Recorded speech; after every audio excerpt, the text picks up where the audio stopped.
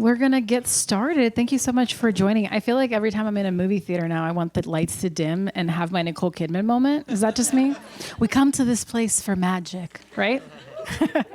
Well, thank you guys for joining us. My name is Carolina Groppa, and I am your moderator for this panel entitled Making Your First Feature. Thank you for spending time out of your Saturday with us. And we are here at the Proof Film Festival, as you guys are aware, hopefully. It is powered by the American Cinematheque, and so we'll dive into a scintillating conversation with these guys, and then we'll have a little bit of time for some Q&A at the end. So yes, please stick around for that. We'll pass around the mic. Just please try to, keep them succinct so we can get to a lot of people. Okay, so let's just start with some quick intros. We have 3 filmmaking teams up here. If you guys just want to go around real quick and say your name and the name of the film, and we'll just pass the baton down. That'd be great.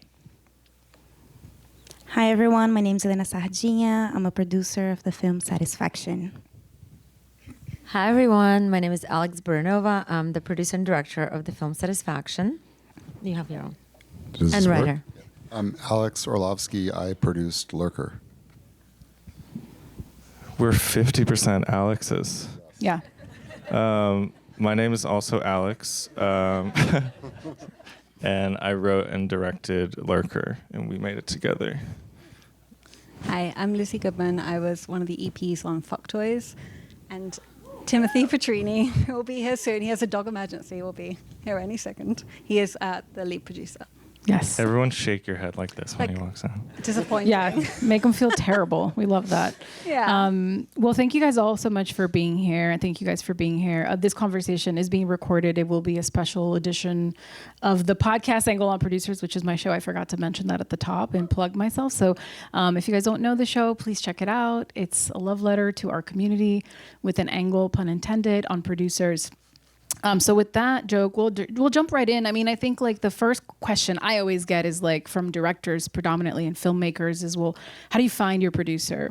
That's like the secret question. So for you guys, can you talk a little bit about that partnership, how you guys found each other?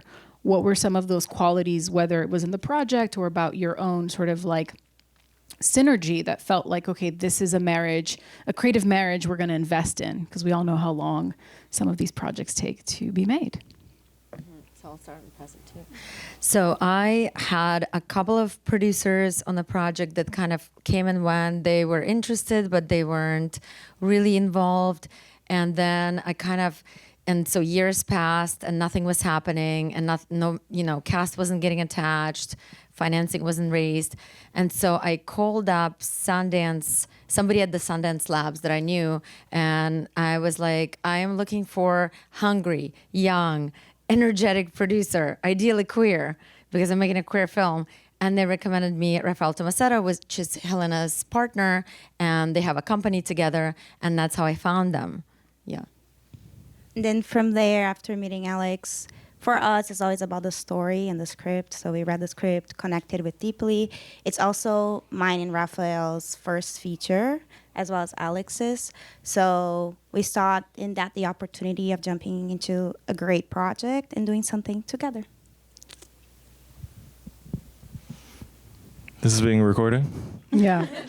But we can edit out any juicy things. No, I think what Alex is saying is really important, in that often you may have some configuration going, but if you don't feel like there's someone who is quarterbacking the thing and is calling you all the time instead of you're trying to get a hold of them, your movie's not going to get made.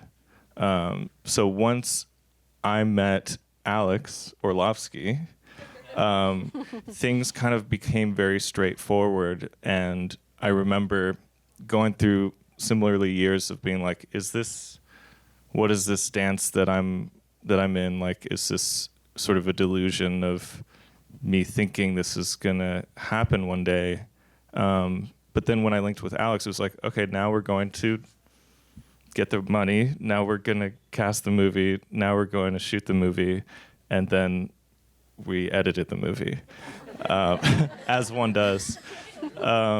And I remember because I had, you know, gone through a sequence of like events where I just wasn't sure anymore what was going on. Like, me and Alex had dinner one day and I was like, so what's actually the chances of this thing going? And he was like 100%. And then it was true, which was so you know, un-Hollywood like. So I think having somebody who makes you feel like things are moving, that's what you want out of a producer. What about for you, Alex Orlovsky, middle Alex, the one in the middle? Yeah, Lurker had it had a life before I came along. It was on the blacklist. It was set up at a studio. It was sort of, you know, on like a pretty remarkable trajectory, and then as these things happened, that all fell apart. And Charlie McDowell, who I am partners with, loved Theodore Pellerin. He'd worked on a TV show called On Becoming a God in Southern Florida, and he's like, Theodore's a special actor. He's the star of this movie. We should look at it because he's remarkable and we should bet on him. And he was the first actor that Alex saw for the role, and Alex had sort of stood by him and kind of believed in him against sort of when there were other shiny, sort of bigger actors being kind of offered, dangled, engaging, whatever. And so that was kind of like this point of mutual kind of understanding where Alex was like, if you understand the Theodore piece and that's why you're here, then your intentions are sort of good. And that was kind of, I think, the thing that like that was like our first kind of touch point. And they were trying to get it put together for like the old studio price, which was, well, you know, closer to 10 million, whatever. And we said, look, if you can rewrite this so it can be made for around 3, like, I think we should try to do this. And that was like the first thing that Alex did. He's just like, okay, went off, came back a little bit later with a new draft of the script, which was more contained and sort of smartly constructed and honestly like better. I think there was like more emotional depth. It was improved, and that was when we were really like, okay, this can work. And it is true, I did tell him at a dinner that there was 100% chance of the movie getting made, which was probably a little cheeky, but fortunately I was right. Such confidence. I was going to ask what made you feel so 100? I have no idea. I mean, I don't even That's the right remember answer. what it was. You just knew you had to say so. Like, Yeah. Well, yeah, was I going to say like it's 95%? Then you like spun out. I was like, I would have definitely taken that. Yeah. but we had both actors, we had the money, we had him. So I was like, I don't know, could something go wrong? Yes, but like then it would be something else. Like I don't think I would have been held responsible for it not happening. It was like a sort of external thing. So I don't know. Fortunately, I was correct. I'm a producer and producer, soon to be her team. The director is actually in Australia, but I got introduced to the director through a mutual friend who'd done a couple of movies and was connected. I got brought in as it was kind of in peak kind of pre-production, which was very intense, you know, because you really have to get thrown in there. And the director-producer relationship is like a relationship, you know, it's just like all-consuming. So I think it's just a lot about meshing personalities-wise and work styles-wise and being willing to commit yourself to the project. But what about it for you made it feel like, okay, this is a fit? I think for me it was that Annapurna has such a strong vision and she knows what she wants. So there's no like, what are you thinking for lighting? What are you thinking for this? And she doesn't have an answer. She has an answer. She just thought every minutiae of that movie through, and you just have to ask the question and she can tell you. That balance of vision, Yeah. but yet collaboration and flexibility with your department heads, because filmmaking is such a collaborative art form, I think is one that is echoed a lot and super important at the beginning and at every level of your career. We hear it time and time again. And we know that, these features take years to get off the ground. It's an emotional roller coaster, to say the least. Most of the time you're just trying to like not to vomit on the roller coaster is what I feel like. You have moments of like euphoria. But I know Satisfaction took nearly a decade to get made, and for Lurker, also for you, it took a minute. So talk a little bit about that. When you have the years it takes to mount this, and the ups and downs, and how do you stay resilient? How do you push through it? How do your producers help you push through it? It doesn't matter. Whoever feels compelled to answer first. Satisfaction took 10 years. From conception to premiere, and a lot of those years was, writing down the script, getting the script to be excellent, to where anybody who reads it would really like it or feel like it was very strong, but also going through producing partnerships that weren't working out and like figuring that out and looking for the right partner. To bring the vision to life. Staying, how do you stay the course? Well, one thing is, for me, it's a very personal project, so I was very passionate about it. I really believe that the story needs to be told. I'm telling it for my younger self, I'm telling it for young women, and I had this like fire in my heart that I believe, delusion really, that I have to tell the story. I'm the only person who can tell the story. There is nobody else who would, and I owe it to myself and everyone. So, they have this indicator for success. It's not your talent, not the people not your connections, and not how smart you are. It's grit, which is being able to focus on one thing for an extended period of time and not give up. So I think when it comes to filmmaking, for sure, grit is your number one indicator of whether or not you're going to make your first film or not. Yeah. For me, in all the projects I work, is this idea of re-falling in love for the project. Because in the beginning, it's so exciting. Everything's great. You're writing, but then you get a no and another no. And that kind of tires you down. Like in any relationship, right? The relationship to the project, to any person. So it's re-falling in love, finding the why. Why am I doing this? We created like this little saying with Satisfaction that we want 1 million women to see this film. So I'm doing it for this 1 million women, and I have to remember this myself every day. And then another thing is understanding the big scope of the film and the big wins and the tiny wins. So whenever the director you're working with is kind of like going on the downhill, downhill. Yeah. You feel like we need a small win. And a small win can be as simple as an interview with the DP that they look up to a lot and could be a possibility for the film, even though that possibility feels really far away right now. Is finding out what your director needs and how they re-fall in love with their own project as well. So in the 10-year journey, just from a timeline perspective, at what point did you get brought in? Were you at the 8-year mark? 4-year mark. Okay, so you guys have been on this. Six. Okay, so you were on the journey for a minute. Yeah. As well. 4 years out of 10. Yeah, 4 out of 10. Okay, got it. Yeah. Okay, what about for you guys? Oh, hello, Timothy has joined us. He is here. Tim is here. Thank you so much for being here. We'll end with you on this question, but we're talking about the emotional roller coaster that these projects require of us, years in the making oftentimes, and how do we stay resilient in that? How do we as producers help our directors stay the course and stay motivated, and simultaneously, how our directors can help us stay engaged in that creative process? Filmmaker, not just director, but... Yeah, I feel like delusion is definitely important. At least one person needs to be the delusional one. Yeah. But I think, like, retrospectively, I was very impatient for a very long time because I was so anxious about, I really want to make this. And I think you can make the mistake of, like, because you're so desperate and you have no leverage or resources doing your first movie, the first, say, PD that you meet, you might be like, and they're like, oh, excited about it. You're like, you're hired or whatever. Like, the more people that want to be a part of it, the more it feels real to you.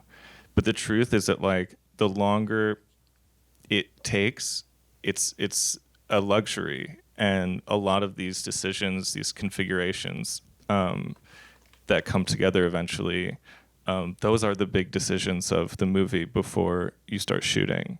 So it's almost like, I think looking back, the fact that it took as long as it did allowed it to come together in the right way. And that's what I would tell myself, is like, it's better to just let it, let things fall into place. Mm-hmm. Anything to add, Alex? Or if not, we can. No. No? Okay. Yeah, I mean, I've been down that road of working on movies for years and years and going through brutal ups and downs. I think with Lurker, it was straightforward for me. And then I think because the material was strong, it's like casting was straightforward.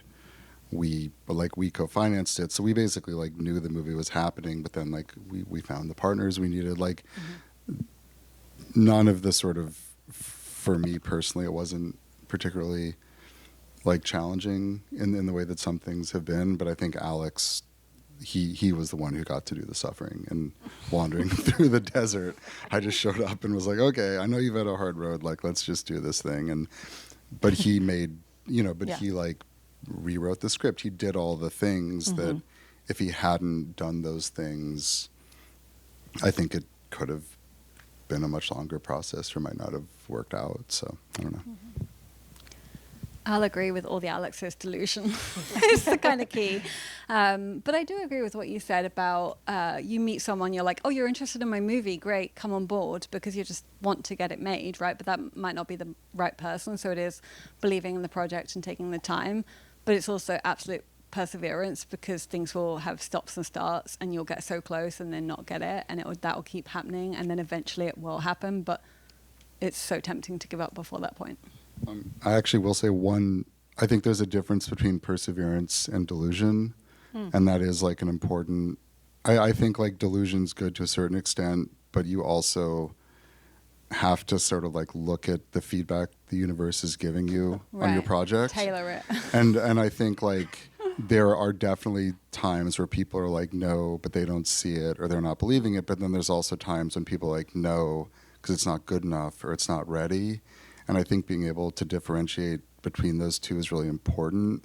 Is that removing ego? How would you Yeah, I mean, I think it's also just like instinct. I think the people who actually like read the room and are like, oh, I think my script's not good enough. Like, this person who's pretty smart has said this thing and this other person said it too. Or like, why aren't actors saying yes to my movie or whatever? It's like the people who don't kind of like register and sort of adjust, I think, have a harder time than the ones who are like, oh.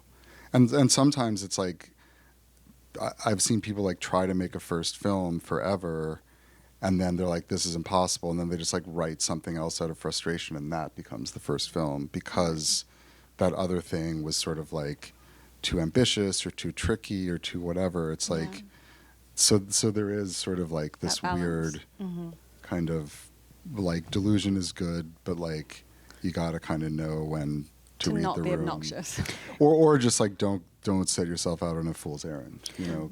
Well, and it's why community is so important. Having people you trust, your inner circle of people you trust, right? If you're asking for that feedback and then being willing to hear that feedback and take it and do something with it, even if it takes years to get something that's ready, I absolutely can attest to the desire to go and make, especially when in an industry where it's like, well, what have you done lately? When was your last thing? And that's quote unquote your worth. So it's tempting to be like, we gotta go, we gotta push it out and have this anxiety around the process, but it doesn't really bear the best fruits, as we've learned. And everything does seem like, in retrospect, certainly in it, you're like, oh my God. But in retrospect, it always happens at the right time, in the right way, with the right partners. And then you hope that the market is also, in alignment with that. Because that we've seen that hasn't always been the case.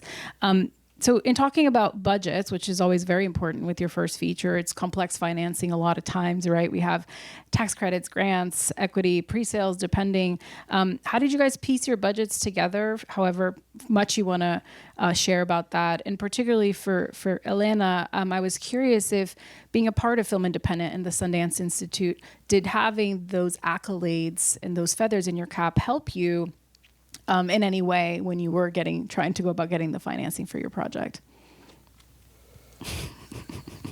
If the answer is no, that's okay. We can move on quickly from that answer. And I ask that just because I think there is a perception for producers, especially that, oh, if you have these if you've been anointed by these institutions, perhaps it makes things easier or it changes things, and maybe it does, maybe it doesn't. So it's more of that curiosity. I mean, you open doors for you. You connect to people like Fast Track, and the Producers Lab will introduce you to potential financiers and companies, and you create relationships like that. I don't think the relationship is directly to, oh, now they're gonna take my project, especially because you participate in these labs and fellowships with different projects. Like I did it with different projects than Satisfaction, and in my case as a producer, not only for Satisfaction, I'm from Brazil, so I have a company here and a company in Brazil, and what I'm trying to do a lot right now is to look internationally, because it's been really, like as everybody knows, it's been really hard to fundraise everything with equity. So we're looking at hybrid models where we can have a little bit of soft money, a little bit of equity, some tax credit or rebate, and trying to piece all together by shooting outside of the US. And you shot this in Greece and in London for that reason, right? Not for that reason necessarily, because this project specifically does not fit that model. The story happens in Greece and in London, and we shot there. But my new projects is that's kind of how we've been approaching it right now. But Satisfaction does not have the hybrid model. Yeah, I wanted to diversify the investment, so we're not just relying only on equity. And because we're shooting in Greece, and Greece has 40% tax rebate, I was able to tell the financiers we're going out to, we already have this piece of the pie filled. This is going to be the lender who will give us the money for this amount. And then we found a couple of sweat equity deals. For those who don't know, they're the deals that post-production houses, for example, will do their work, but they won't charge you for it. It will be the sweat equity that they invest into the film. So we had 2 of those deals, and then we had a little bit of donations even. So by the time we were fundraising, we're like, okay, we have 30+% of our budget already covered, so we just need the smaller piece. It's nothing for you. Come in if you want, but we're already shooting. We have a date set, so the train has left the station. You can jump on now, but in like a week it's going to be too late. So and that worked. So yeah. I think Tim has a lot to say. Oh, what, raising financing for fuck toys? Yes. Yeah, that was really easy. Yeah, sounds like it. Real commercial. I think, well, I mean, the first thing I'll say that should be optimistic is I think that for independent financing, if you're raising from independent investors, even including, I guess, film financing companies, whether it's organizational or an actual individual, I actually don't think that the conversion rates for someone investing in a film, if they're financially qualified, are as bad as filmmakers make them out to be. But filmmakers, less producers, but especially auteur filmmakers making their first feature, you feel really discouraged when you hear no all the time. But if you approach 100 people, you're probably going to get 1 or 2 yeses, which is pretty similar to most industries. And I think it's important to remember that a lot of it is kind of a numbers game. I mean, we had a lot of meetings. We had individual investors in New York. We had individual investors in other parts of the United States. We met, and we heard so many notes and so many things, and we really just kind of stuck to the same pitch. We felt confident about the pitch. We refined the pitch, and eventually we got like our first hit and our first tranche, and then we got enough to get a tax credit. So then they wanted to put in more, and it kind of like built as it went. But my main piece of advice is like, actually just build a CRM, approach a lot of investors, and don't get discouraged that you're going to get 97 to 99% no. That's kind of how the world works.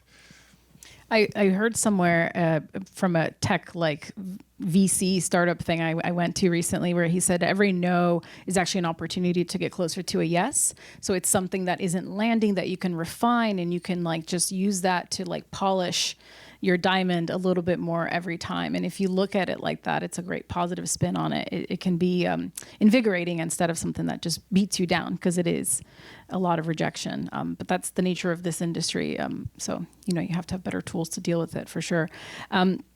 Speaking of rejection, you know, a lot of films, a lot of films, you know, have ambitions to have big festival premieres, and we know all the sort of big ones. And I was reading this stat that, you know, Sundance 24 and 2025, only 40 to 42% of the selected films were actually from first-time filmmakers, and 1 in 50 submissions even got in.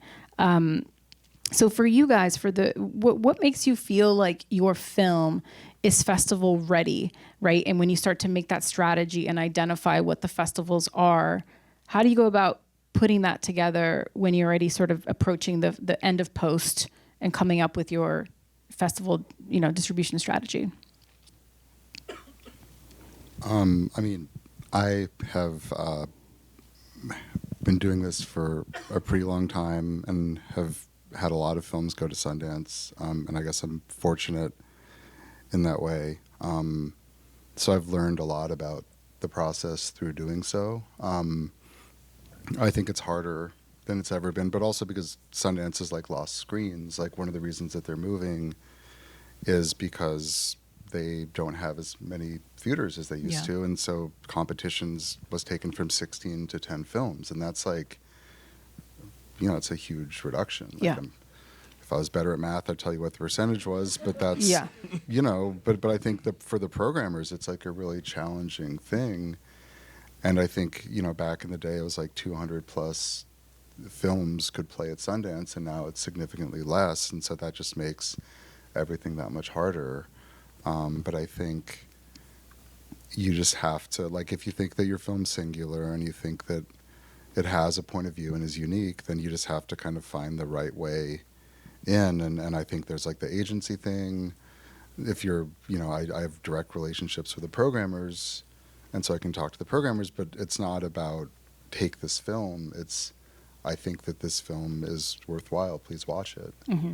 And that's it. Like, you can't tell them to do anything. They're not gonna like, that will only hurt you, you know. Ultimately, it's like their integrity is very important to them, but I think you just have to be intentional and sort of thoughtful in your approach to that, the same as anything, you know. For us, we learned on our own mistakes. So we basically submitted a cut to a bunch of festivals that was like 2 hours and 15 minutes long, and people would just like stare at each other for a really long time, you know, and that didn't work too well. And then somebody told me that another film that went to Cannes, this happened to them, and the advice they got was, for your first feature film, as a first-time director, the length of the film shouldn't be more than, like, it should be 90 minutes, like 95 minutes, 97 minutes. And the reason for that is programmers don't know your work, they don't know your name. So for them to commit 2 hours or more than 95 minutes of their time to a brand new name, it's just not, it's something that doesn't happen. Plus, it's harder for them to program because then they can program less films.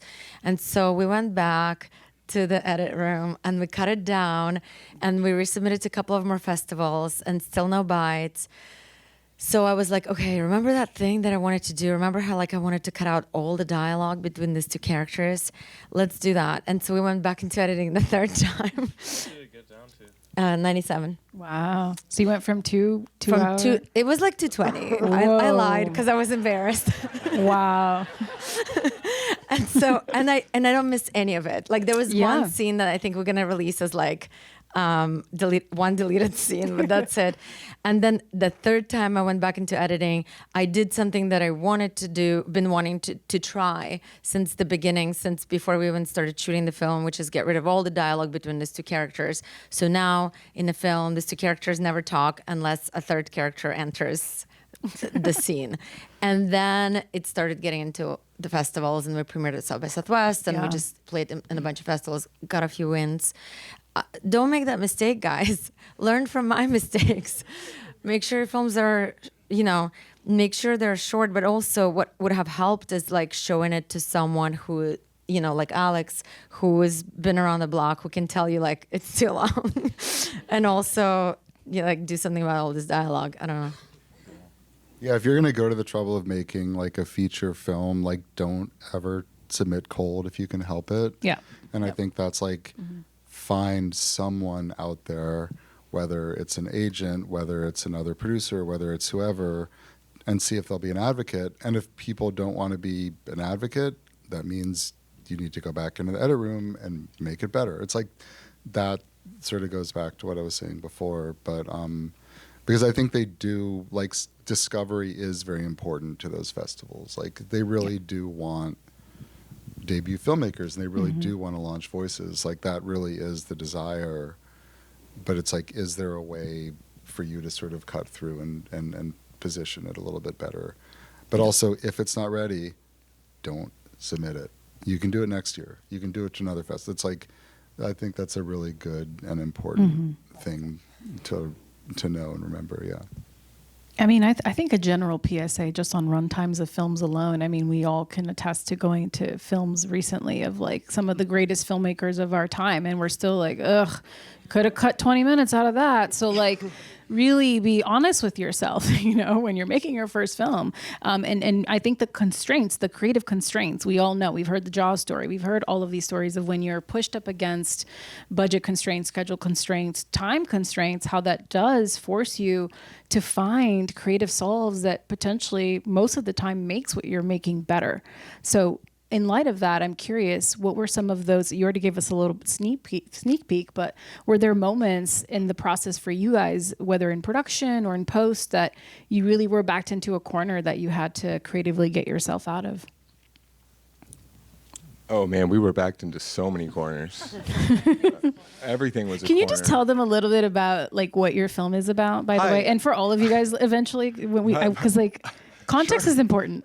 My name is Tim. I'm the producer of Fuck Toys. It's about what we used to say, it's about a sex worker in a retro trash future who's addicted to psychics, but it's not really what it's about. It's kind of a parable of the tarot. It was shot in Louisiana, outside New Orleans, and it premiered at South by Southwest. And it had 30 cast and 30 locations, and less than $1 million of budget. So don't do that. But to answer your question, we got hit with Hurricane Ida the first time we built the movie. We had to rebuild the whole movie, and then we had to decide whether or not to recast. We had to change department heads. But every time and then after that, we shot it in January. And every single other, we shot in New Orleans because of a tax incentive where every other production wanted to be. So we were competing with the biggest movies, the biggest TV shoots who took up all of the crew and all the locations, and we couldn't book anything with our little indie budget. Yeah, this was the post-vax pre-strike boom, and it was crazy. You could go on to Turo. Hertz ran out of cars. You could go on to Turo and you could see an outline of the state of Louisiana, just because everyone was trying to get tax credit resources. Disney was just like leaving the state. But what I was going to say, to be optimistic and truthfully, technically what you get out of a lot of corners, unless you're backed into a corner that has a time pressure, that wasn't really our issue. Our issue is usually, the production getting destroyed and having to be rebuilt by external forces. You get more time, you get more prep, you have the ability to relook at things. And for us, like when we did start shooting, it was Omicron. So we lost a whole bunch of that and we had to build another unit.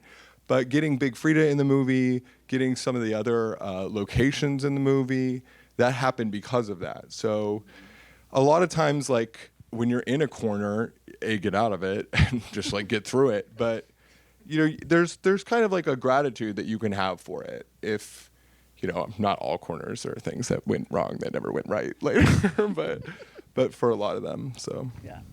I don't know if anybody can top hurricanes, and so go ahead. No, I just wanted to say, and just FYI, Fuck Toys is one of my favorite films in the last 10 years. It's so fabulous. Yeah. Watch it if you can. And these are two of my favorite films in the last 10 years. I mean that What are as they well. called? They're called Satisfaction and Lurker. Should we do a triple feature screening? Not Should we today. do it right now? We can just... That would be a trip. I'll say a smaller thing, which I think I'm like always looking for writing solves when you're on set. Like there were a lot of moments when it's like, okay, here's this scene and you have 2 hours to shoot it if you want to end on time. And that sort of forces you to say, okay, well, I wanted to do all this stuff, but if I had to do the simplest version of it, what would that look like? And like the example I always go to is like, there's this scene in the movie where it sort of takes place in an ensemble outside, like a party on a patio, and it's important to kind of get the energy of the ensemble and see some reactions. But I think if I had all the time in the world, I would have shot it like a dinner scene where you like cover everyone individually and run the scene a bunch of times. But since we didn't have the time, we had to ask ourselves, okay, what is this really about? And what does the scene sort of converge on? And once we did that, we realized like it's really just about this character and they deserve all the real estate once we've established the vibe of the ensemble. So we decided to shoot it in this way where we sort of like come out and catch some of the ensemble and then land on the character we wanted to. And then that ended up just being a more elegant version of it that made more sense for the movie. So I think, yeah, being in that corner was very helpful. We can actually add something that is exactly that. When we shot this, I don't know if you did this, Alex, because indie filmmaking can have so many contingencies, we built a pyramid shot list for that reason. That was every day and every scene, really, if it had to be done in basically one shot or two shots, if it had to be done in 5 setups, and then the setups we wanted. So that, and if you do that and you, especially if you even previs with your DP, when you're on the day and you're losing time, you'll have a pre-existing plan to pivot to that already has creative thought put into it. And we had to use that, so I highly recommend doing that, every independent filmmaker. Yeah, we did that too. Pretty smart. The emotional and physical strain of making any feature, but especially your first, is a big one. Who are some of your support systems beyond your fellow collaborators or your crew who was on set with you that you turn to on those really tough days or when you were backed into these corners, in the highs and the lows? No one. Everyone. Literally can't think of anyone. You mean off of, it was literally everyone in the movie. Yeah. They may have had their support systems outside of the movie, but I was definitely leaning pretty hard on everyone. You can always call me, bro. I might have actually. So maybe Tim. Yeah. For us, we were, indie budgets. We were living together. Yeah. Oh, yeah. So our support systems were who we were in Airbnbs with. It's just always interesting. Like, I had an experience where you never know who, like, in the crew is going to become your therapist. And for me, on one of my projects, it was the costume designer of this one project that, like, I one day just melted down and just started crying, and he had to, like, hold me and console me. And then I was good, and I was back on the game, and it was just, like, our secret, But it's like we all have those moments. So I guess the better question is, whose arms did you cry into in different parts of the process? Because it requires that. There's such vulnerability that goes into what we do because we're operating at the highest of highs. You've worked years to get those 30 days or however many days to shoot your movie, right? And it's all on the line. It's it's a stressful time. I got really lucky. Everyone's arms I cried on. Yeah. My producers they're emotional producers. They really knew, because it was a personal story, really hard topic. And so everybody on set, my production designer, my cinematographer, especially my producers, our intimacy coordinators, they're all like a really intense support network emotionally. And we kind of did it all together. I really could rely on all of them in a really big major way, plus anyone I've ever met. my mentor, my ex-boyfriends got a couple of phone calls. Some random people like who are producers who I've met only a couple of times. I called them. I was like, I just lost a piece of money. Help. There was a lot of different moments on that set, and like everybody got at least one phone call. That's great. Lucky them. We shot on an island off season, so there's like not a lot of people living there. So they became part of the film community, kind of like the way we cast it. Background was like, hey, do you want to be on a film? I give you 20 euros. That was kind of thing. The owner of the hotel we were always staying became a big part. Christos became a big part. I needed something. I was like, Christos, I need a woman that looks like this. Can you help? And then, he came, and then Just brought you a woman.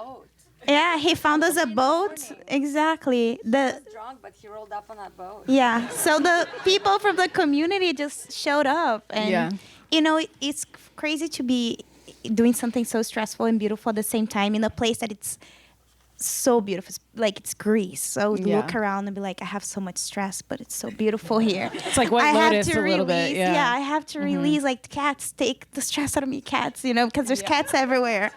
So you gotta be a little crazy too to survive. Delusional. Yeah. Yeah, all along. Any fun stories for you, Alex? Alex, I don't know. You're looking at me. Like Oh, did you want to say something? I was saying this. I mean, either Alex. They're all. Celsius was a big support system for all of us. I also broke out in hives. That's good. And speaking of delusion, like, I was like, I like refused to believe that it had to do with stress. I was like, it must either be like, the Celsius I'm drinking, or like I like walked through a bushy area. Right. But then it went away as soon as the movie was over. So Yeah, it was obviously just that. Yeah, I didn't know what Celsius was before Lurker. But I mean, I think Alex, one of the things that like made me want to do Lurker was also Alex had this friend group, all these people who really cared for him and wanted to support him in a really genuine way. And when I saw that, I was like, there's like a real love here, and it's like a real group of people that want to lift each other up. And that's Kenny Beats, who did the music. It's Zach Fox, who was in it. It's Ethan, who manages a bunch of you guys, Cam.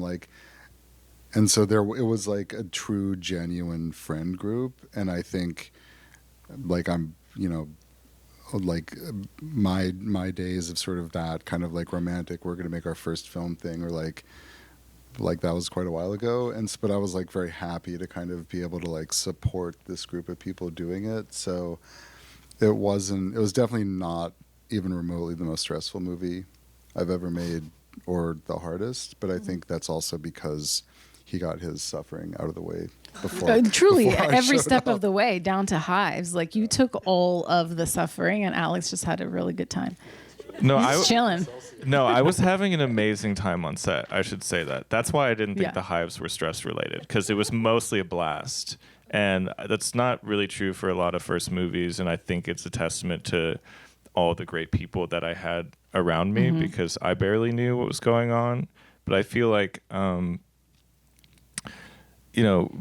involving all your friends in something is a huge risk. Yeah. Because you're like, I didn't know how I was going to behave. Like, all of these people could have seen me at my absolute worst, and then I would lose. The movie'd be a piece of shit, and then all my friends would hate me. So I had everything to lose in that way. Wow. But looking back, I think they would have been there for me if I was like crying in the corner, or, I don't know, screamed at someone. But it was, it didn't come to that, thankfully. Yeah. And I think to stress the importance of, like, when you're at the beginning of the process, like we talked about, somebody could get excited about your movie and you could be like, oh my God, yes. But like, if they're not the right person to go on that journey with you, it's going to be painful. That's the other thing about involving your friends. Because then it's like the other friend is like, wait, why am I not the third lead in your movie? It's like, because you've never acted before and you're like not the right look or age. So Looking back, now that you guys are on the other side of your first feature, what's one thing you wish you understood better before embarking on that journey? What would you tell yourself at the beginning?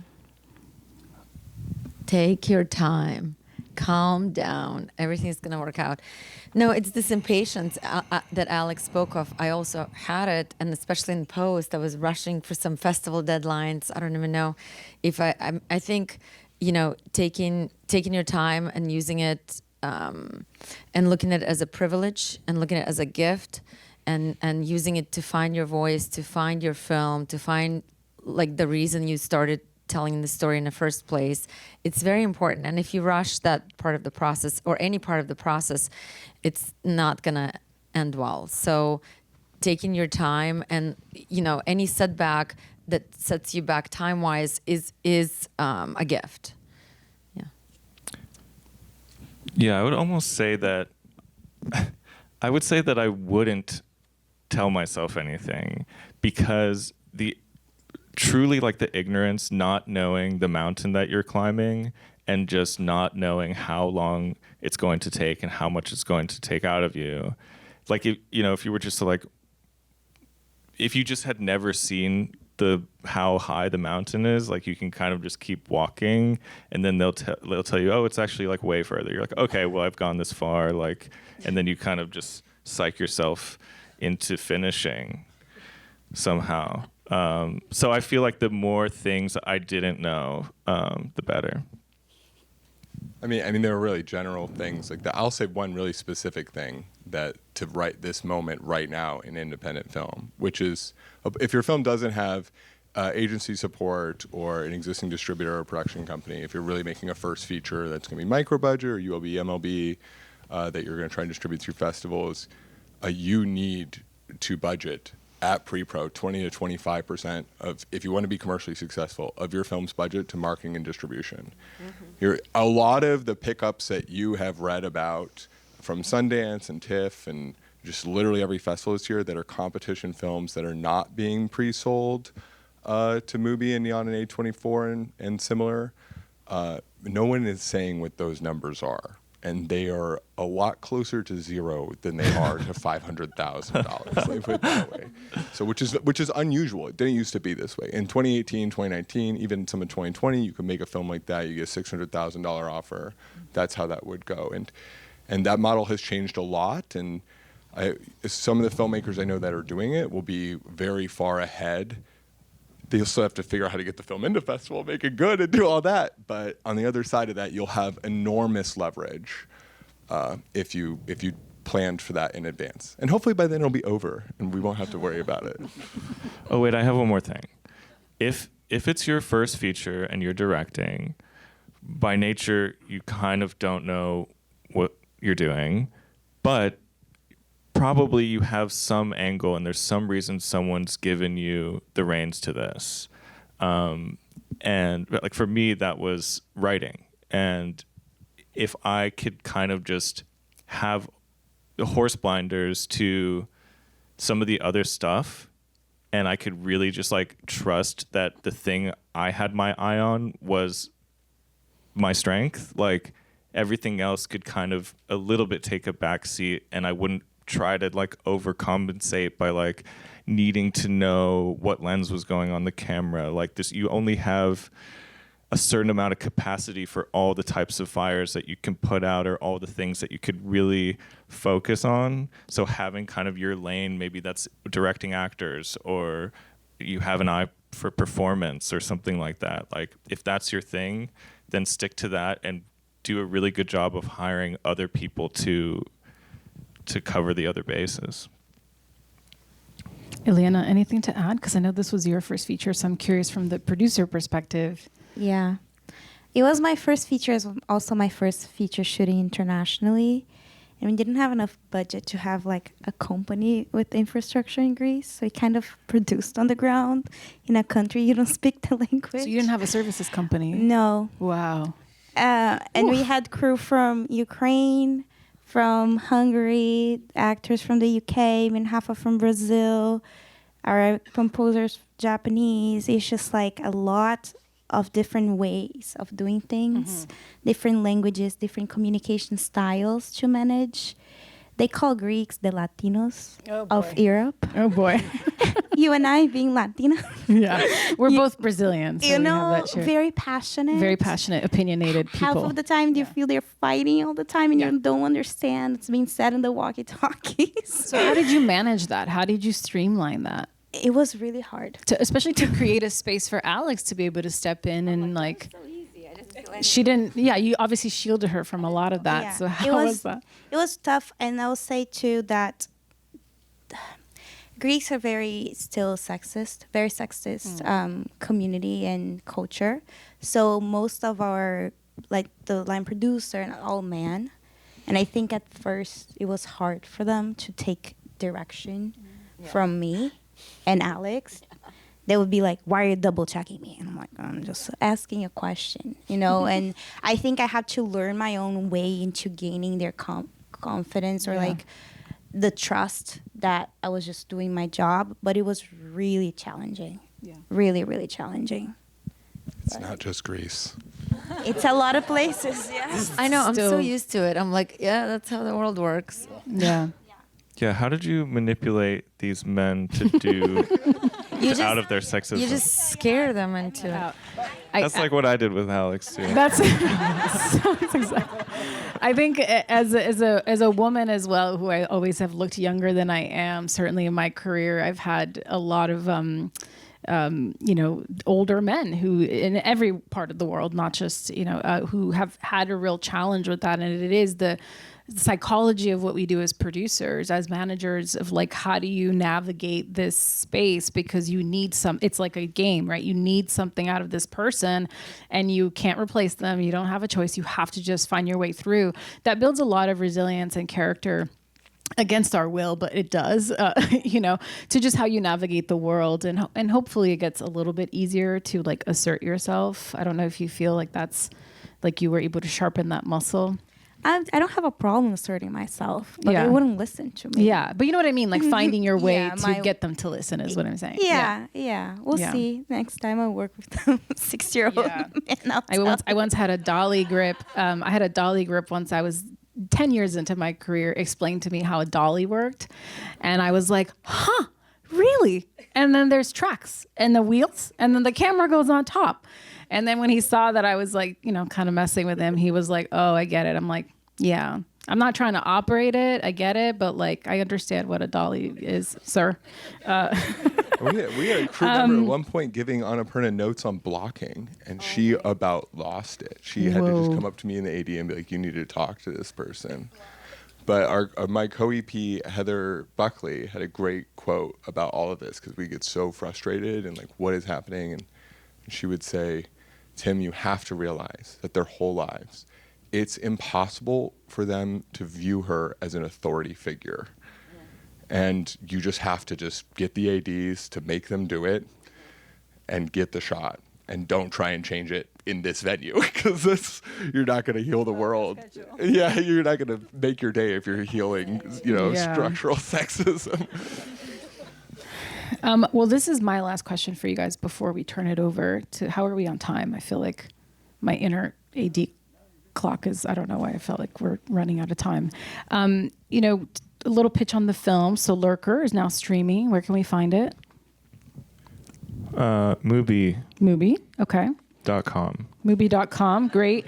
Satisfaction. Or Where can we rental. see Satisfaction? Is it up available anywhere? No, we're doing our festival run and we're talking to some distributors Okay. and we're going to see who's the lucky one. Great. And what about for Fuck Toys? For Fuck Toys, here you can, we're still in the festival run. We have some very exciting things for 2026 I can't talk about yet, but hopefully. You can see the Ojai Film Festival next week, November 15th. Nice. And then we'll have a couple more LA screenings. I think the first public one, though, is not till January. Okay, cool. But, yeah. So each project, I think, whether it's the first for Alex, the 100th, perhaps Alex Orlovsky, it teaches us a little bit about ourselves, right? As artists, as creatives, as humans, how we navigate through the world. what is one of the pieces of that you're taking from this particular project into the next one? For me, it's so I was, like I said, was waiting on some producers and working with some people for 6 years, and nothing was happening. And there was a moment where I realized that I got to do it myself. I'm going to do it, and I'm going to find my team. But even if I don't find my team, I'm going to do it. So it's that decision that I'm doing this, rain or shine, alone or with people. I'm going to look for people, but I'm going to do the financing. I'm going to do the casting. It's that switch where I stopped waiting for somebody to come and roll out the red carpet when I started casting and I started fundraising and I got my first money in. And then the right people started rolling in, and the project was packaged and it went. So for the next one, it's that understanding that, you have to be the captain. You have to start the ship and get it going. And then the right people will jump on.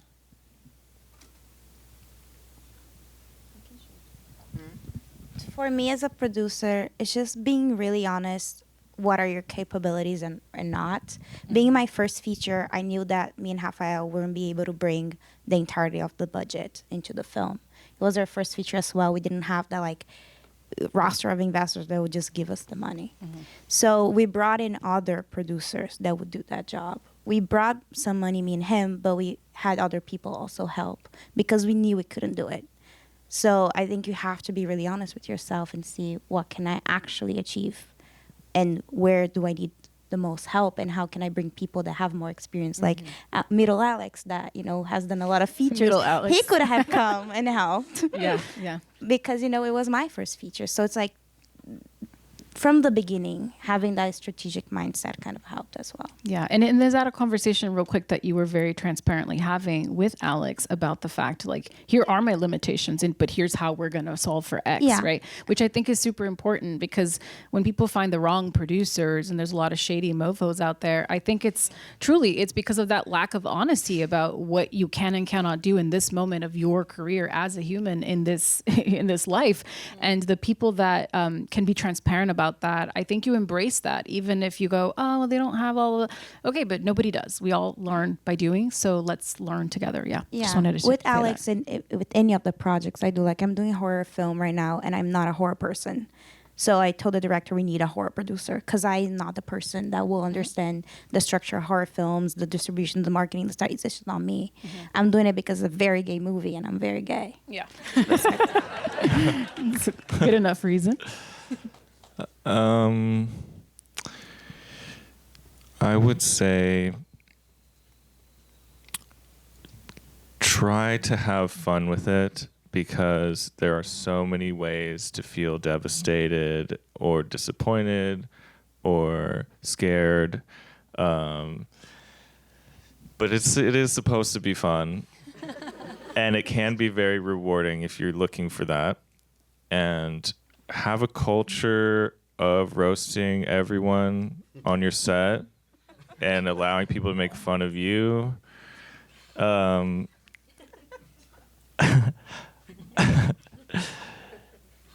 I don't know, this is really I'll take it into the next one, but I do feel like for the first one, a big thing for me was constantly interrogating what my own blind spots were, and getting a sense of if someone else could see. And I think I'll have just as many blind spots on the next one, and I shouldn't have too much more confidence, but maybe just slightly more.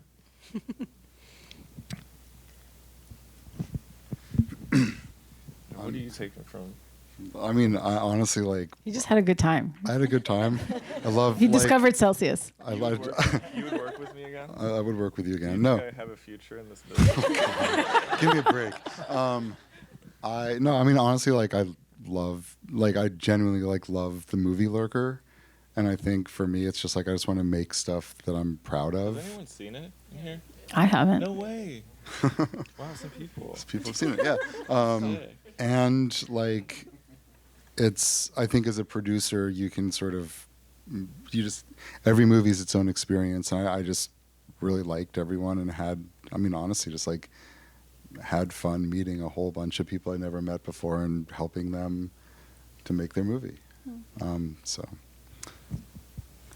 I think for me, it's a balance between like time is finite and there's so many projects you could be involved with. And so it's like picking the right balance, because you need to have, like for me, it's like being involved with enough projects that the probability of one of them getting greenlit is high enough, but also not getting invested in the wrong people, because when you do get a green light, you are tied to those people for years. So I think it's just like navigating that, and that's what I'm doing right now. And I've found someone I feel really great about partnering with, and so I think that's worth investing energy in. I mean, I just really wish I had this advice.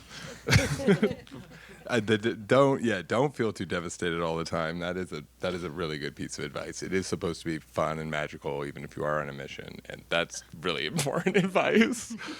I don't know if there's really anything to add to that. I think that this is not really totally a direct answer to the question, but Catherine Hardwick talks about this a lot too. If you're a writer director and you show up, and I don't want to say outwork everyone because you don't want to burn out, but if you show that you're working as hard as everybody else, regardless of the budget size, and you hold especially your department heads to that standard, sometimes there'll be some pushback on that. You'll have to explain, what you're doing here. I think that eventually a kind of work culture can permeate, which is very fun. That is, it's a fun, crazy, hardworking work culture, but about, caring about what you're doing, and that it's very easy for, as things get grueling, for people to, especially because hours are so long in film, and we're not doing like team retreats or anything, for people to get really downtrodden, and then they start to get resentful. Yeah. And so like reminding everyone of the purpose and the mission, and don't do that thing we were telling crew, like this film is going to be the most important film, but just like that we're doing a craft here, and that like we should have integrity. Our craft matters, and I'm waking up before everyone and going to bed after everyone, so I'm right there with you. Yeah, absolutely. Well, I think we'll move on to some audience questions. Yes? How much time do I have for that? Oh my God, 20 minutes? I thought we had an hour. Did I underestimate? Okay, well, we have 20 minutes. Oh, all right. Well, it's a party. So let's get some questions. I'll repeat the question so that it's recorded. So just, go ahead. So the question is on creating your CRM of investors and your Rolodex and what that looked like. Not well. I mean, we used like a Google sheet. Like, I actually tried to go down the rabbit hole of getting an actual CRM at one point. what's a CRM? That was my question as well. Oh, okay. CRMs are usually used by like enterprise businesses. They're called the customer relationship management or client relationship management. It's just a Rolodex spreadsheet with like a funnel of like where everyone is in the process of the relationship. If you're, in this case, it's an investor funnel, so you're trying to get people to the investor. But if the question is also where do we find everyone, really just not being afraid to make an ass out of yourself is what I'll say. That was advice from another producer, actually about casting. But I think that's really true across the board. You should mine everyone for contacts. You should mine everyone you went to college with, if you went to college, everyone you've ever worked with. You're going to get, again, mostly dead ends or mostly people. I mean, don't reach out to random people that you probably shouldn't be reaching out to, But there's like enough of a gray area there that if you get through that process, you'll find out you actually technically are like 1 degree, of course, from thousands of people. And then also in that process, when it started to feel like this isn't going to go anywhere, we didn't do this at first, but we would try to make a pitch that was like, well, if you just kind of pitch to like, do you know anyone that would be interested in this? So you can always get a contact after that. Was it instant or was it like relationship building? Because I find sometimes you can make that connection, but it doesn't pay off for a while. I mean, at first it was like having meetings with finance bros in New York and thinking this is how you get a film financed. And that, eventually that, in some ways is true, but so I'm not going to knock that. But I think that at first it was like every meeting, it felt there was this urgency. It's just like parodying Alex's, you really need to be patient. Like we have to get this guy to say yes, and then after a while you just like, you kind of give up on that. And that's actually helpful. because you just start having conversations with people and about the project, and then you start getting these real recommendations. Or like, I have this friend that would be really into this, and you just kind of do the real thing that people do. It just takes more time of like just building rapport with the person, and if you do that enough, I mean, it took like over a year, so I don't want to say that it was great. And we also didn't get all our money like up front. We went with less than a third of what we ended up spending. So we kind of, that's actually really useful, because like if you do, that's really scary. I don't recommend that to anyone. But if you're making a lower budget film, then when you are going, then other pieces start to get attached. And then it's like the train's leaving the station, and so other people get really more interested in investing, or investors get interested in investing more because you have more proof of concept. Wow, that's great. I want to add real quick, there's a ton of websites. I know like Monday.com is a tool that a lot of people not necessarily in our industry use, but there's a lot of these like sales focused tools where they're built for you, these templates where you can like customize it so that it gives you like reminders, and it just gives you all of that stuff so you don't have to bog yourself down with like an actual Excel spreadsheet where you're trying to remember when you followed up with X person. So there's a ton of things that can streamline that process for you if you're interested. Airtable is another one. Yep. I can also try to answer. 3 of our biggest investors and 3 of our first investors I met at festivals, Cannes and Venice. And they're wealthy individuals who are interested in films. They're cinephiles. They want to invest, and you end up talking to them or get introduced to them. And then you meet people, for example, you bring on your producers who have worked on films, who invest in films like that. Then you go to IMDb and you find films like yours, and you look at their list of executive producers, and there will be the investors themselves and the headhunters, the people who found them. So you see those names and see where they appear again and again. And then you're like, okay, let's talk to this headhunter. And you pitch them. You're like, hey, you can come aboard. I'll give you an EP credit if you can bring this much. And then you also go to all your wealthy individuals, friends or acquaintances, and you're like, I'm making a movie. It's my first one. Do you know anybody who wants to make a movie? Can you ask everybody they know? And you try to kind of like spread the web and get, it's a numbers game. You need to go through 100 people before you get a yes. But film festivals for me was the most, it's the place where I found most of our investors. Yeah. And then also like SF Film Independent. Yeah. SF Film has a program that is SF Film Invest. It's invitation only, but you can get to know them and stuff. And then if you're selected, they pitch your project to investors of theirs. And then we got some money like that as well. And then just to flip the perspective, so I beyond being a producer, I work for a company as head of development, and this company invests in projects. And I'm the person that receives the materials from filmmakers and producers. And when I'm wearing that hat, I feel like a lot of times people don't follow up enough. And there are projects that initially we weren't really sure if we're going to come in with money or not. And then later on, the team kept following up, giving updates. This happened. We cast this person. Here's a teaser. Here's a still from production. And little by little, we create that relationship that made us want to come in and invest. So, if they pass completely, don't keep bothering them. But I feel like if there is like a chance or they like the project, keep following up, because it might be not right for them at that time, or they don't have money anymore in that year, or whatever it is. But later on, the company or the individual will be interested in your project. Mm-hmm. Yeah. Investing in movies, it's an emotional decision. It's not a business decision. Like, no one's doing it because they want to make money. If they want to make money, they'll go do the stock market or whatever other, invest in real estate, whatever. So I think it's like, especially if it's a first film, and I think most of the people here, like, that's the thing that you're trying to figure out. It's like you want to find people who are investing in you, or who are investing in the subject matter, or there's some like emotional tie that's going to have them say, okay, like, I have this extra amount of money. Like, if I lose it all, I'll be fine with it, like, because I'm supporting either this person who I care about or the subject matter or whatever. And I think that is like the proper lens. And like we have a film fund, so we've sort of like formalized it at this point.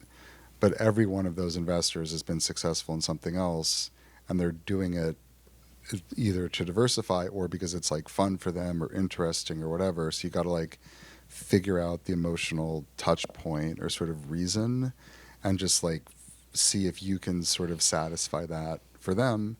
And if you can't, like, all good. Like, but maybe another time that will be the case. So it's really, I think thinking about it through that lens is important, but also like what you said about go look at like Sundance or South by. It's like all the EPs, like every movie's credits tells a story, and like ours is no different. Like you can go through it and be like, okay, who's this person? Why do they have an executive producer credit? Like, why does that person have a producer credit? What other films have they done? Like you Google them.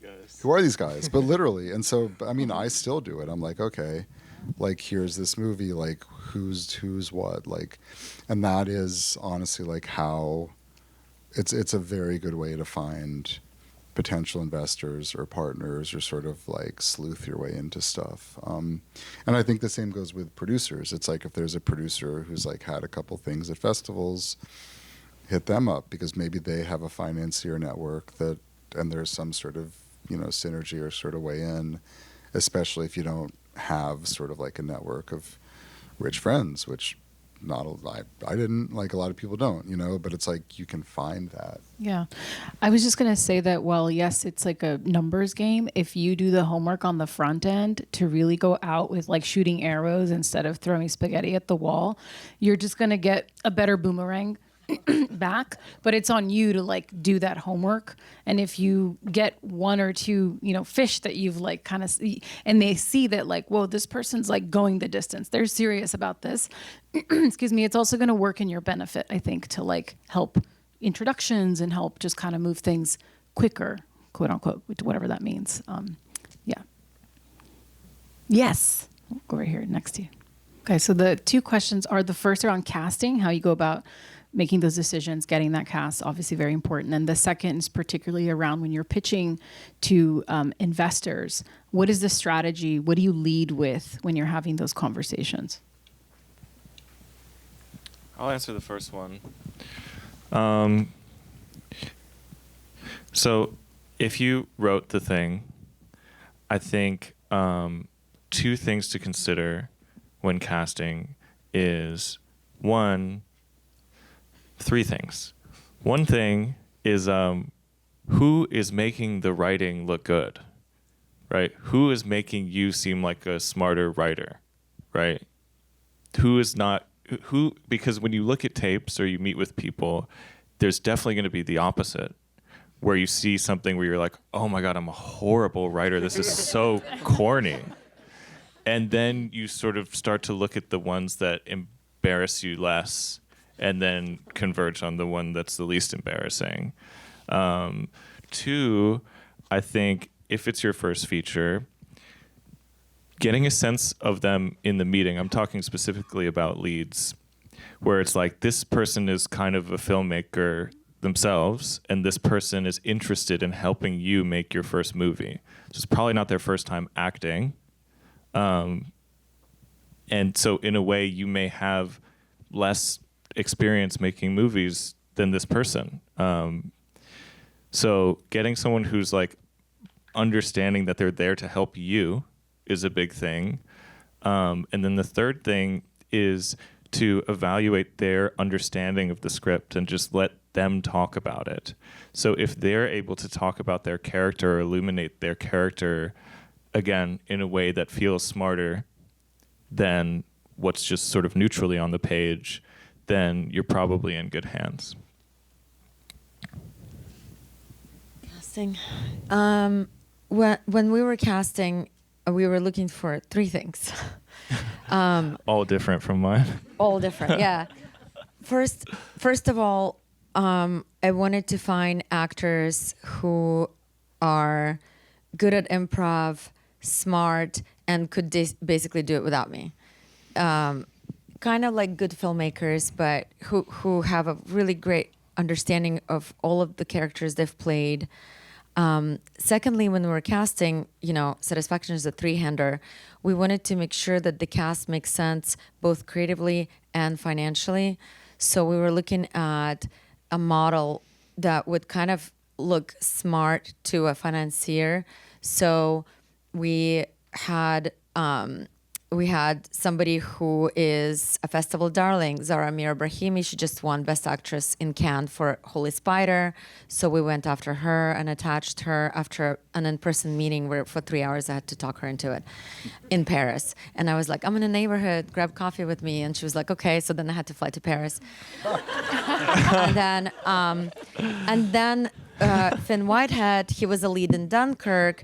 He has sales value, and sales agents will tell you what that is. But, distributors in different countries know who that is, and sales agents in other countries know who that is. And he's kind of like the financial rock of the piece. And then I brought in an unknown girl, Emma Laird, who nobody knows yet, but she has 5 huge projects in the making, and she's gonna blow up next year. And she's on every top 10 actors to watch, top 20 actors to watch list. So there was a little bit of for everyone in the cast. And third thing I was looking for is connection, personal connection. It's kind of like, can they pitch you the story back, but more, do they sound passionate about the story? Do they feel touched in their heart with the story? Like, did they shed a tear at the meeting?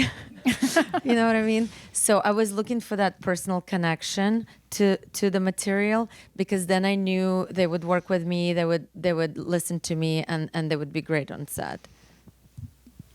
Oh, wait, one more thing. At first, I would say I was really over-indexing on sort of what I felt was the vibe and look of the character in my mind when I was writing on it. But I would say that's actually like the 5th most important thing, and you should really open yourself up to other versions of this that maybe you didn't envision, but it's like in the realm of the movie. I think that was kind of a big mistake that I made early on, is being like, oh, well, this guy looks just like, he acts like him in real life. Mm-hmm. Or something like that. That's not necessarily what you want. Yeah. You may just want the most professional actor. Yeah. I want to move on to the financing piece just because we are out of time, unfortunately. So that's going to be the end. So if we could have the 3 of you guys just quickly speak to that, that would be fantastic. What was the question? The question was, like, when you're meeting with investors, how do you lead that conversation? Is it because it is an emotional investment? Is it with the emotion of the piece? Is it by talking about what percentage of it you may already have? I think you just want to be straightforward. And I think for us also, because we invest, it's like, we are doing this, we believe in it, we would like you, or do you want to come on this journey with us? And a lot of times people are like, this isn't the kind of thing we're looking for. With Lurker, I think it is such a male movie, and interestingly, there are a bunch of sort of female investors or female-led, financing companies who we work with a lot, and they all said no. Yeah, true story. But I think it wasn't about the validity of it. They were just like, this either isn't exactly our mandate or just doesn't feel right. And it's just an interesting thing that there are certain people who are going to respond more to certain things than other things. And you got to in that Rolodex be like, okay, this one is right with this, or certain people have big personalities, and it's you don't want to put that person with this person, or it's all sort of a judgment call. And also sometimes you don't have that luxury where it's just okay, you'll actually give me money, this will probably be really challenging, but I don't have a choice, here we go. So that's, but I think you never want people to feel tricked, you never want people to feel stupid. And you always want people to feel respected and sort of that they were spoken honestly with. And it's deliver bad news early and directly is a big lesson I've learned from beginning of this stuff even if it's like someone's going to lose money, it's just like, I'm sorry, we did our best, the film didn't work, you're going to lose whatever percentage of your investment, I'm so sorry.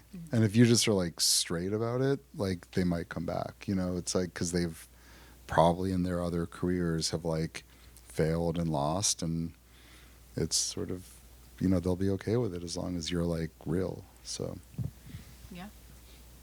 Anything to add? I think if the angle of the question is more like at first, when you're trying to raise financing, like when you're first reaching out to investors, like he said, you gotta understand the kind of person you're talking with. There are some financiers I know that like really matter about the social impact and what the movie means, and maybe I'll start there and then present the financing plan. To me, I don't like to feel so transactional right at first, like give me money, you know what I mean, kind of thing. It's more like a conversation. This is what the film is about, and then are you interested in reading the script and getting to know the filmmaker more, and then maybe I'll schedule a meeting between the filmmaker and the investor and then talk about finances. But you kind of have to get a feeling for how the person likes to conduct these things, because every person is different.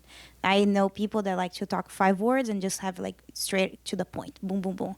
And there are people that like, you know, more nuanced and having more conversations and so and so. So it's kind of like a muscle you develop to have a feel for different people and how they react to these conversations. I mean, I'm probably not great to answer this because I had our writer-director, Annapurna, and we didn't have a lot of trouble getting guys to meet with her. We did change the pitch a lot, though. Every time there was feedback, we rewrote it until we kind of fine-tuned, and you would kind of see how people were reacting in the meeting and then be like, let's change this line. Well, yeah, and you kind of start to filter and select better for who you should be talking to and who you shouldn't be talking to.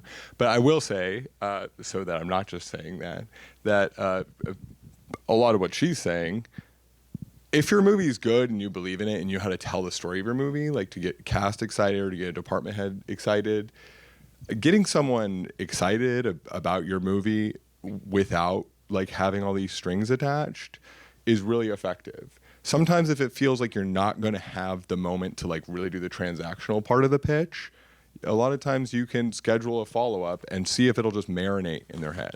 And I will say one more thing about casting, even though Annapurna's not here, she's the one that would really speak to it, but there are casting directors, obviously we all know that. I think that that's one of the most underrated crafts in the industry right now. They really do know what they're talking about. That should be the first person you cast if you're not doing sales, celebrity attach. You'll do all that too. But talking with that person, just like your DP and just like your your PD, anyone, your editor, about what you're looking for, what the process is, and really giving them the ability to show you some tapes, get feedback, get more tapes, will really help you a lot. They are good. If you get a good one, they are good at what they do. And I feel like they don't get enough credit. And a pro tip, you find the casting associate who is really eager to move up to that lead casting director title. You befriend them. They're in those offices. They're in those conversations. They have a finger on the pulse of everybody who's exciting, and are going to bring names into your world that you've never even heard of. That's literally their job. And by doing that, and again, you're building your team already in the right way, giving opportunities for others to elevate and grow together. So good pro tip. That's 100% what I would say. agree. So, okay, on that note, we are out of time, unfortunately, but thank you guys all so much for coming. Thank you guys for participating.